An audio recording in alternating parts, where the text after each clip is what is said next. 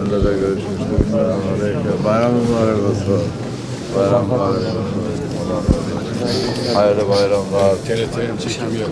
Değerli arkadaşlar, tüm milletimiz için, İslam alemi için ve insanlık için bu kutlu bayram günlerinin kalıcı bir barış ve huzur getirmesini temenni ediyorum. Tüm milletimizin ve Müslüman kardeşlerimizin bu mübarek bayramını tebrik ediyorum, kutluyorum. Allah'tan bu bayramın gerçek bayram sevinçlerine vesile olmasını temenni ediyorum.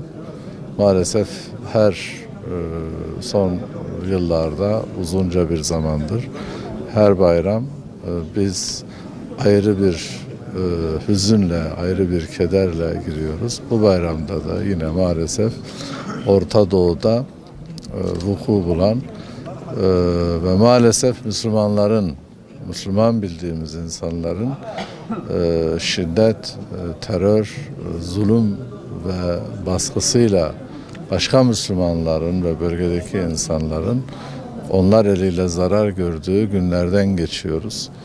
İnşallah bu bayram Arafat'ta yapılan, Mina'da yapılan, Müzdelife'de yapılan, Kabe'de yapılan dualarla o dualar kabul olur.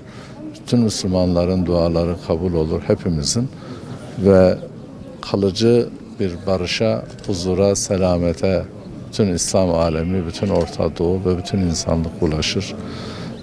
Ben bu duyguyla bütün vatandaşlarımızın, hemşehrilerimizin, kardeşlerimizin, Müslümanların bayramını tebrik ediyorum.